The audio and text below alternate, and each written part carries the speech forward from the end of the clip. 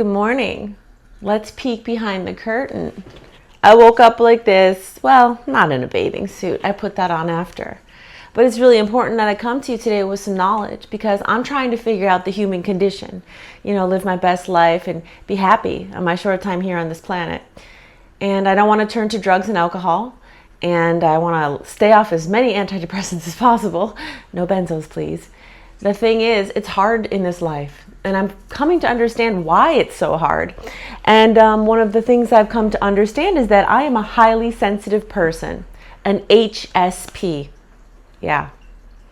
A term that's been around, widespread about 10 years.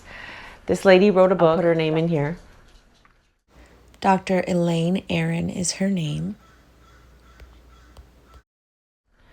She wrote a book and it was epic and it was a bestseller, and then it took a whole 10 years for her documentary, which featured Alanis to make its way into my algorithm, which is the feed on YouTube. Even though I'm always typing in SEOs that should give me the fruit of my labor. But no, it took a long time, but it is here now, and now I understand a huge amount of why I am who I am. Yes, I was growing up in a neglected, abusive home full of incest and abandonment. Yes, and Christianity, of course. The incest lives close to Christianity for some reason in a lot of homes. And I was ignored and not taken care of. And then alcohol came in. And then I thought all the things that I am an alcoholic. I am an abuse survivor. I have CPTSD. I have PTSD. Yes, yes, and yes, and yes. But then you have sprinklings in of autism spectrum disorder, ADHD traits. But actually, stepping back from the big picture, what I'm coming to understand is that the HSP, the highly sensitive person, they will be about 20% of us humans are HSPs, often called empaths, often have what seems like some sort of clairvoyance, not psychics, that's stupid, but clairvoyance, intuition, sixth sense, 20% of us. And if we are born into a world where we're not loved and supported the way that's healthily going to grow us, but instead exploited and ignored and abandoned, well, then we are HSPs that are highly susceptible to addiction and depression and all the things that come with that. And so now today I have to come to you as my honest, true self, no makeup, hitting the microphone weird, the bobbin in my sewing machine, it needs to be rethread so I can work on my project. Lots of things are not perfect today, but as an HSP, these are the things that have to be in place for me to be able to function. So it looks like hypervigilance. For some people, it will look like traits of OCD. But if you are a highly sensitive person, you know this because you cry all the time. You cry happy tears, you cry sad tears. You feel super deeply, meaning when you see a dead bird on the road, you mourn it. You sometimes even have a service. There are deep levels of caregiving and empathy and compassion that we hold for bigger picture items. And that's why at the end of the day, we are more exhausted than the brethren who doesn't think that deep. We are the ones who want to numb out with drugs and alcohol and bad TV because we are so put upon to feel so much. We are vessels of feeling, empathy, knowledge, sympathy, and we live the condition that we see around us. When we see the person suffering, we actually mentally, without a choice, we wrap our head around what it is like to be them in that moment. And we live in that daydream for seconds, and then the green light happens, and then we have to go on with our day.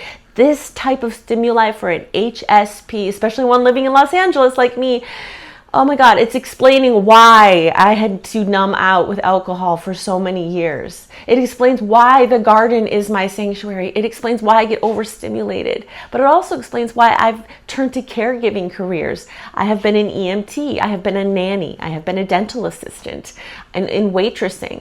And it also explains why I am also a performer, because a lot of HSPs will be, labeled as shy. And they're not. They're just taking in information quietly. A lot of us, 30% of HSPs are extroverts, so it's not necessarily only introverts. There's a certain way your brain thinks and your body feels. And if this is you, I see you. Hi, my name is Stephanie and I'm an HSP, but I am also No, let's try that again. Because when we say but, we negate what we just said. Hi, my name is Stephanie. I'm an HSP. I am also a PTSD survivor, a CPTSD survivor, an alcoholic in recovery, a person managing major depression, and every now and again I get ruminating thoughts. So that's what's going on with me. But the base model of this particular human is HSP. So you put me in any situation and I fully feel extraneously. It's why when I was an emergency medical technician, it was the ride of my life. You know, it sucked the boring parts in between, sitting in a rig with, you know, two blue-collar losers who just want to flirt with you.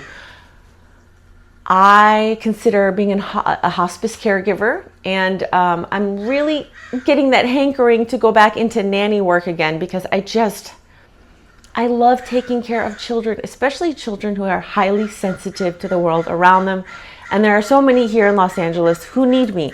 And what's great in Los Angeles is that a lot of the adults who have children have resources to pay a pretty penny for someone to give their kid the care that they need. And then we have a better world because we're raising our children properly. Okay, so thank you for sitting through this rant with me this morning. I'm tripping over my words. My mouth is dry. I haven't had my breakfast. My crow, which is my crow, has a lot to say about it. I think that they're defending their territory. Even though his girlfriend's name is, what did we name her? I don't know. Anyway, I'm gonna go have some breakfast. And I want you to know that I see you, HSP. When we cry, we unite. An angel is born. Get your wings. Be who you are and spread the word. You know things that will happen before they happen. I know you do. I'm one of those people too. I can predict breakups. I can predict car accidents. I can predict storms. I can predict disease. It happens all the time for me, and it's an intuition that comes with being highly in tune with your environment and the energies around you. And when you're not on drugs and alcohol and you can tune in with those sensitivities, you're buzzing. You're like a secret weapon. But harness that, take care of it. And just like Alanis Morissette said in the documentary that I watched, which is called Sensitive, The Untold Story. It was put together by the lady who wrote The Highly Sensitive Person, that best-selling book. Alanis basically said that for years she would have these performance and burnout cycles, because she didn't realize she had to recoup. She felt all the feels. She was a vessel for all of the energy coming her way. And in the front row of her concert, singing to all the songs with all the lyrics, are the HSPs, highly sensitive people, highly sensitive persons. If that is you, once again, thank you for being here. You are not your addiction. You are not your choices. You are just a person in the world trying to live your best life. And I see you. I love you. Don't drink. Keep smiling. Keep flossing. Email me if you need a friend. respitefromregret@gmail.com. Till next time. Later.